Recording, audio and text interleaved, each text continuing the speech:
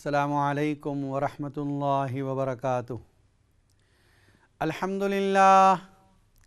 अल्हम्दुलिल्लाह नहमदुहु व नस्तईनुहु व नस्तगफिरुहु व नु'मिनु बिही व नतवक्कलु अलैहि व नऊज़ु बिल्लाहि मिन शुरूरि अंफुसिना व मिन सय्यिआति अअमालिना मन यहदिहिल्लाहु फला मुदिल्ल लहु व मन युद्लिलहु फला हादिय लहु ونشهد أن لا إله إلا الله وحده لا شريك له ونشهد أن سيدنا ونبينا ومولانا محمدا عبده ورسوله الذي أرسل إلى كافة الناس بشيرا ونذيرا وداعيا إلى الله بإذنه وسراجا منيرا.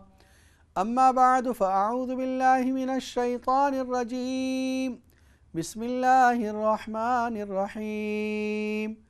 سبح لله ما في السماوات وما في الأرض وهو العزيز الحكيم. يا أيها الذين آمنوا لم تقولون ما لا تفعلون كبر مقتا عند الله أن تقولوا ما لا تفعلون. صدق الله العظيم. नाज़रीन किराम, इस वक्त आप देख रहे हैं इक़रा टीवी पर लाइव Q&A का प्रोग्राम। मुफ्ती मोहम्मद अशफाक़ आपकी खिदमत में हाज़िर हैं। ये प्रोग्राम मंडे से लेकर फ्राइडे तक, पीर से लेकर जुमे तक इसी वक्त हुआ करता है। और जैसा कि आप हज़रात बखूबी वाकिफ़ हैं, शुरू में आधा घंटा एक मौजू पर गुफ्तगू होती है और उसके बाद 1 घंटा 8 बजे से लेकर 9 बजे तक आपके सवालात के जवाबात कुरान और सुन्नत की रोशनी में दिए जाते हैं। आज जो गुफ्तगू होगी इंशाअल्लाह सूरह सफ़ के बारे में, जिसकी कुछ आयतें तिलावत की गई, ये 28वें पारे में हैं। इससे पहले जो सूरह मुम्तहिना थी, उसकी आखिरी आयत में अल्लाह ताला ने नबी अकरम सल्लल्लाहु अलैहि वसल्लम को एक हुक्म दिया था कि जब मोमिन औरतें आपके पास आती हैं तो उनसे बयात करें, अला अल्ला युशरिकन बिल्लाहि शैआ वला यसरिकन वला यज़नीन वला यक़्तुलन औलादहुन्न वला यअतीन बिबुहतानि यफ्तरीनहु बैन अयदीहिन्न। बयात इस बात पर होगी अल्ला यसरिकन, इस बात पर बयात करेंगे कि अल्लाह के साथ किसी को शरीक नहीं ठहराएं, और चोरी नहीं करेंगी, ज़िना का इर्तिकाब नहीं करेंगी, कोई झूठ नहीं बोलेंगी, वला यासीन कफ़ी मारूफ़, आपकी कोई नाफरमानी नहीं करेगी नेकी के कामों में, वला यातीन बिबुहतानी यफ्तरीनहु, कोई बहतान अपने शौहर पर नहीं लगाएंगी। जिस वक्त वो बयात कर लें, फ़स्तग़फ़िर लहुन्नल्लाह, उनके लिए आप दुआए मग़फ़िरत कर दीजिए। ये बयात, इसको बयात इताअत कहा जाता है या बयात तौबा भी कहा जा सकता है, कि पिछले तमाम गुनाहों से तौबा करके आइंदा पाकीज़ा ज़िंदगी गुजारने का आज़्म कर लिया। तो बयात का लफ्ज़ भी कुरान करीम में मौजूद है और बयात के अल्फाज भी कुरान करीम में मौजूद हैं। सहाबे किराम रज़ियल्लाहु ताला अन्हुम अजमईन से जो आप सल्लल्लाहु अलैहि वसल्लम ने हुदैबिया के मौके पर बयात ली, वहाँ भी बयात का लफ्ज़ मौजूद है। लक़द रज़ियल्लाहु अनिल मुअमिनीन इज़ युबायिऊनक तहतश-शजरा, अल्लाह राज़ी हो गया उन ईमान वालों से जिन्होंने आपके हाथ पर बयात की दरख्त के नीचे। और सूरह फ़तह में इरशाद है, इन्नल्लज़ीन युबायिऊनक इन्नमा युबायिऊनल्लाह, जो लोग आपसे बयात कर रहे हैं हकीकत में वो अल्लाह से बयात कर रहे हैं।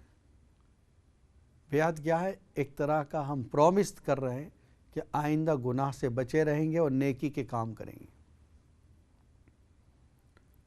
वो जो बयात की थी हुदैबिया के मौके पर, उसको बयात समअ व ताअत कहा जाता है, कि जो भी आप हुक्म देंगे उसको हम मानेंगे और उसके मुताबिक हम ज़िंदगी गुजारेंगे, चाहे उसके लिए हमें जान कुर्बान करनी पड़े, चाहे माल कुर्बान करना पड़े। उसके बाद ये आयतें आई हैं, सूरह सफ़ की शुरू की आयत। سورہ صف کی شان نزول یہ ہے کہ ایک مرتبہ صحابہ کرام رضی اللہ تعالیٰ عنہ بیٹھے ہوئے تھے اور آپس میں اس بات کا مذاکرہ ہو رہا تھا کہ کوئی نبی اکرم صلی اللہ علیہ وسلم سے پوچھے کہ سب سے افضل عمل کون سا، سب سے زیادہ فضیلت والا عمل، اللہ کو سب سے محبوب عمل یہ کون سا، یہ کوئی پوچھے تو ہم اسی کے مطابق زندگی گزاریں اور اس پر ہم عمل کر کے بتائیں۔ صحابہ کرام کو یہ تمنا ہوتی تھی، اعمال کے اعتبار سے ان میں رشک تھا، اعمال کے اعتبار سے ریس کرتے تھے، جس طرح آج کل ہم دنیا کے معاملے میں ریس کر رہے ہیں۔ کسی کو کسی کے کپڑے اور زیور دیکھ کر ریس ہوتا ہے، کسی کو کسی کی گاڑی دیکھ کر ریس ہوتا ہے، کسی کو کسی کے بنگلہ اور گھر دیکھ کر ریس اور مقابلے کی صفت پیدا ہوتی ہے اور رشک پیدا ہوتا ہے۔ لیکن صحابہ کرام کو اس بات کی کوشش تھی کہ کون سے عمل فضیلت والے ہیں، کون سے ایسے اعمال ہیں جو اللہ سے قریب کرنے والے ہیں، اللہ کی محبت کا سبب ہیں، وہ اعمال کریں۔ اس میں وہ تنافس ہوتا تھا اور کئی مرتبہ یہ سوالات کیے بھی گئے۔ کسی نے آ کر پوچھا، یا رسول اللہ صلی اللہ علیہ وسلم، ای الاعمال افضل، سب سے زیادہ عمل فضیلت کے اعتبار سے کون سا اچھا ہے؟ کسی موقع پر یہ سوال بھی کیے گئے، یا رسول اللہ صلی اللہ علیہ وسلم، ای الاعمال احب عند اللہ، اللہ کے نزدیک سب سے زیادہ پسندیدہ اور محبوب عمل کیا ہے؟ اور یہ عجیب بات ہے کہ نبی صلی اللہ علیہ وسلم نے اس موقع پر جوابات الگ الگ دیے ہیں۔ کسی موقع پر یہ فرمایا کہ ماں باپ کی اطاعت کرنا یہ سب سے زیادہ فضیلت والا عمل ہے۔ راوی نے پھر پوچھا، پھر یہی جواب دیا، پھر کہا ثم الجہاد فی سبیل اللہ۔ کسی موقع پر یہ فرمایا کہ بھوکوں کو کھانا کھلانا یہ سب سے زیادہ فضیلت والا عمل ہے۔ کسی کے جواب میں اللہ کے راہ میں نکلنا یہ سب سے بڑا فضیلت والا عمل ہے۔ محدثین نے اس کی وجہ لکھی ہے کہ ایک ہی سوال کے جواب میں آپ کے جوابات الگ الگ کیوں ہیں؟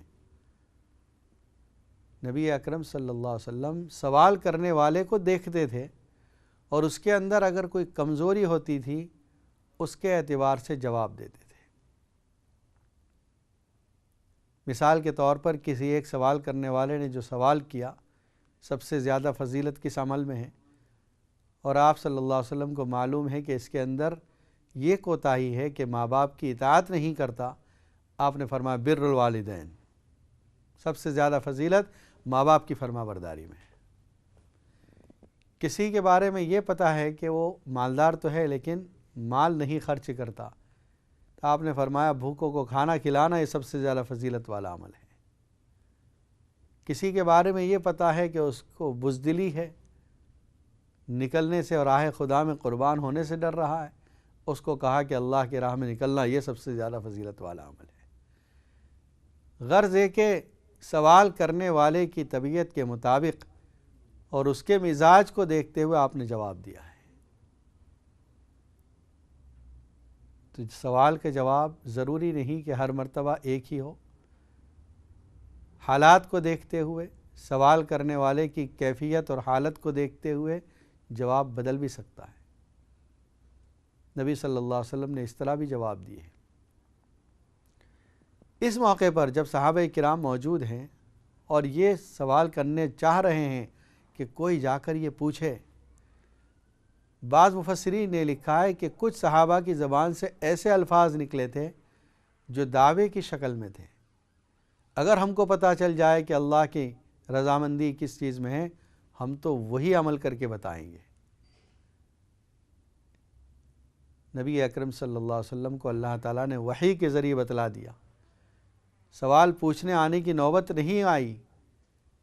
نبی اکرم صلی اللہ علیہ وسلم پر اللہ نے سورہ صف نازل فرما دی اور اس میں ان کا سوال کا جواب دیا گیا۔ پوری سورہ صف پڑھ کے سنا دی، جس میں اللہ نے فرمایا या अय्युहल्लज़ीन आमनू हल अदुल्लुकुम अला तिजारतिन तुंजीकुम मिन अज़ाबिन अलीम तुअमिनून बिल्लाहि व रसूलिहि व तुजाहिदून फी सबीलिल्लाह बिअमवालिकुम व अनफुसिकुम। ए ईमान वालो, क्या मैं तुमको बताऊं एक ऐसी तिजारत, एक ऐसा बिज़नेस, एक ऐसी डील जो तुमको जहन्नम के अज़ाब से बचा ले। तुअमिनून बिल्लाहि व रसूलिहि, अल्लाह और उसके रसूल पर ईमान लाओ। ये एक ऐसा अमल है जो जहन्नम से बचाने वाला है, और अल्लाह के लिए अपनी माल और जान को कुर्बान करने का जज्बा पैदा कर लो। अगर ये हो गया तुम्हारे लिए काफ़ी है।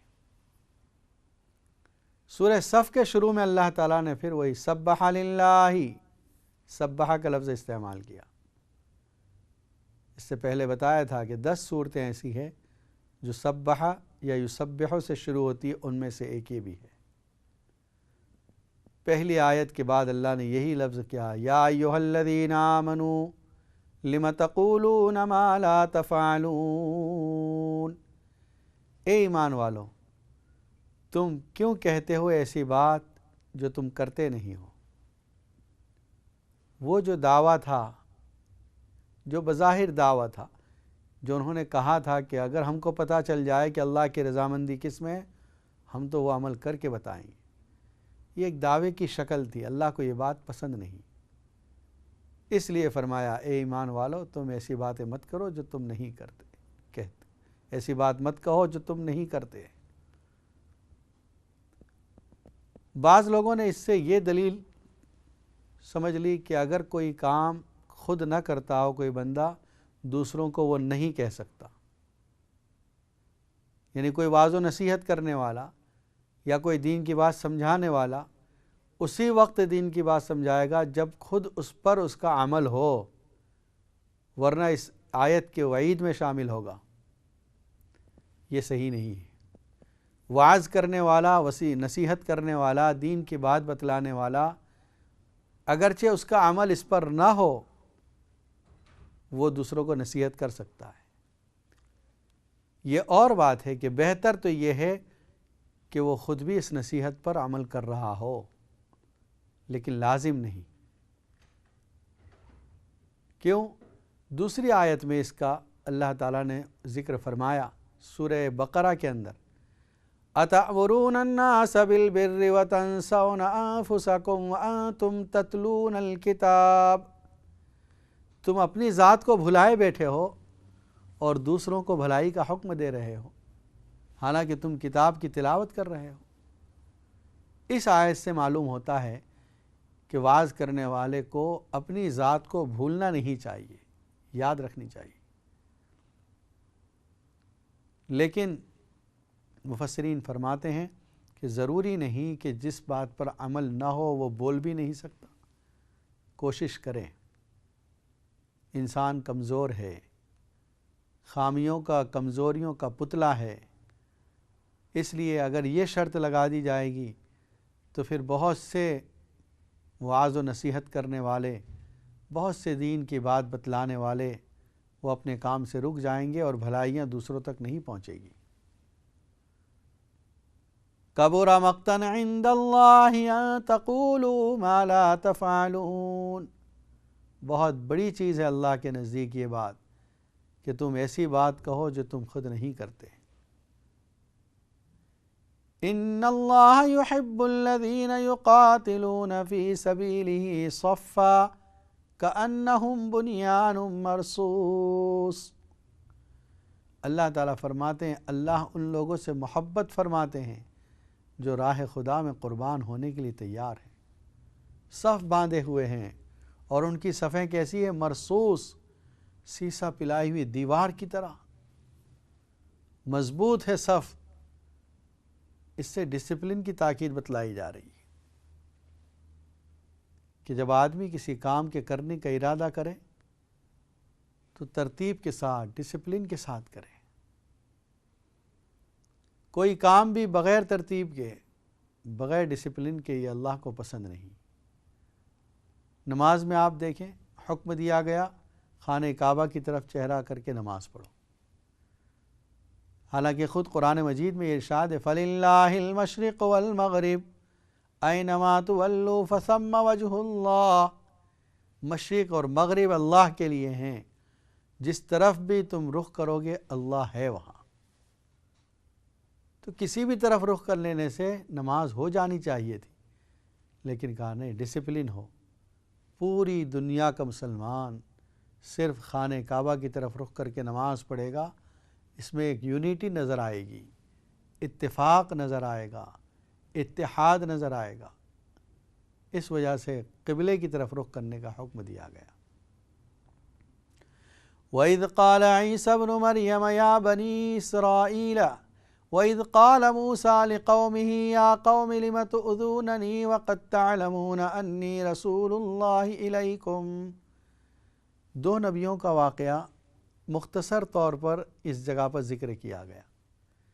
حضرت موسیٰ علیہ السلام کا واقعہ، جو یہودیوں کے پیغمبر تھے، اور حضرت موسیٰ علیہ السلام اولو العزم نبی ہیں، جن پر اللہ نے تورات نازل فرمائی، جن کو مستقل شریعت اور کتاب دی گئی، جنہوں نے بنی اسرائیل کو مصر سے، فرعون کی غلامی سے نجات دلائی۔ موسیٰ علیہ السلام کا تذکرہ اللہ نے کیا۔ جب موسیٰ علیہ السلام نے اپنی قوم سے کہا لِمَ تُؤْذُونَنِی، تم مجھے کیوں تکلیفیں پہنچا رہے ہو، حالانکہ تم جانتے ہو کہ میں اللہ کا رسول ہوں، تمہاری طرف بھیجا گیا ہوں۔ لیکن جب وہ نہیں مانے، ان کے قلوب ٹیڑھے ہو گئے، ان کے دل سخت ہو گئے، اللہ نے ان کے قلوب کو اور سخت کر دیا۔ اس کے بعد عیسیٰ علیہ السلام کا واقعہ، وَإِذْ قَالَ عِيسَى ابْنُ مَرْيَمَ يَا بَنِي إِسْرَائِيلَ إِنِّي رَسُولُ اللَّهِ إِلَيْكُمْ مُصَدِّقًا لِمَا بَيْنَ يَدَيَّ مِنَ التَّوْرَاةِ وَمُبَشِّرًا بِرَسُولٍ يَأْتِي مِن بَعْدِي اسْمُهُ أَحْمَدُ۔ نبی اکرم صلی اللہ علیہ وسلم کا نام آسمانوں میں احمد ہے اور زمین میں محمد ہے۔ فرمایا عیسیٰ علیہ السلام نے قوم سے کہا کہ اے میری قوم، میں تم کو بشارت دے رہا ہوں، میں اللہ کا رسول ہوں، اور بشارت دے رہا ہوں کہ میرے بعد ایک رسول آئے گا جس کا نام احمد ہوگا۔ یہ نبی اکرم صلی اللہ علیہ وسلم مراد ہے اس سے۔ فَلَمَّا جَاءَهُم بِالْبَيِّنَاتِ قَالُوا هَذَا سِحْرٌ مُبِينٌ۔ جب نبی اکرم صلی اللہ علیہ وسلم ان کے پاس آ گئے، یا جب عیسیٰ علیہ السلام ان کے پاس واضح نشانیاں لے کر آئے، انہوں نے کہا یہ تو جادو ہے۔ عیسائیوں کی کتاب کے اندر فارقلیت ایک لفظ ملتا ہے، انجیل برنابس میں اب بھی یہ لفظ موجود ہے، فارقلیت۔ فارقلیت کے معنی ہوتے ہیں وہی جو احمد کے معنی ہوتے ہیں۔ تو یہ نبی اکرم صلی اللہ علیہ وسلم کی بشارت ان کی کتابوں میں موجود ہے۔ فارقلیت یہ انہوں نے ترجمہ کر دیا ہے، عیسائیوں نے جو چینجز کی کتابوں میں اس میں ترجمہ کر دیا، حالانکہ کسی بھی زبان کا نام ہو ترجمہ اس کا نہیں کیا جاتا۔ جیسے کسی کا نام سعید ہے، سعید کے لفظی معنی ہوتے ہیں نیک بخت۔ اگر ہم انگلش میں اس کو کہیں گے تب بھی یہی کہیں گے سعید آ گیا، سعید ول گو، سعید جانے والا ہے۔ اس کو یہ نہیں کہیں گے کہ بھئی فارچونٹ، نیک بخت آدمی جانے والا ہے، یا یہ نہیں کہیں گے اردو میں کہ وہ نیک بخت آدمی آ گیا، نیک بخت آدمی چلا گیا۔ نام سے اس کو ذکر کریں گے، سعید آیا، سعید چلا گیا۔ چاہے کسی بھی زبان میں اس کا تذکرہ کیا جائے، لفظ جو نام ہے اس کا ترجمہ نہیں ہوتا۔ لیکن عیسائیوں نے جو تبدیلیاں کی اس میں ایک یہ کر دیا کہ اس نام کا ترجمہ کر دیا اس کو۔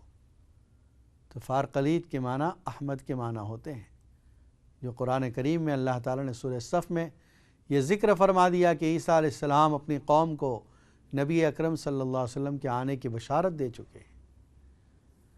وَمَنْ أَظْلَمُ مِمَّنِ افْتَرَىٰ عَلَى اللَّهِ الْكَذِبَ وَهُوَ يُدْعَىٰ إِلَى الْإِسْلَامِ۔ اس سے بڑھ کر ظالم کون ہوگا جو اللہ پر جھوٹ باندھے حالانکہ اس کو اسلام کی طرف بلایا جا رہا ہے۔ اور آگے کی آیت میں اللہ نے بڑی خوشخبری دی ہے، فرمایا هُوَ الَّذِي أَرْسَلَ رَسُولَهُ بِالْهُدَىٰ وَدِينِ الْحَقِّ لِيُظْهِرَهُ عَلَى الدِّينِ كُلِّهِ وَلَوْ كَرِهَ الْمُشْرِكُونَ۔ اللہ وہ ذات ہے جس نے اپنے رسول کو حق لے کر بھیجا، اور اللہ تعالیٰ اپنے نور کو مکمل کرنے والا ہے چاہے کافر کتنے ناراض ہوں۔ یریدون لیطفئوا نور اللہ بافواہہم واللہ متم نورہ ولو کرہ المشرکون۔ یہ لوگ اپنے منہ سے اس نور اسلام کو بجھانا چاہ رہے ہیں، اللہ تعالیٰ اس نور کو مکمل کرے گا چاہے کافر و مشرک کتنے ہی ناراض ہوں۔ تو دو چیزیں اللہ نے خوشخبری دی ہے اس میں۔ انشاءاللہ بریک کے بعد گفتگو کا سلسلہ جاری رہے گا۔ السلام علیکم ورحمۃ اللہ وبرکاتہ۔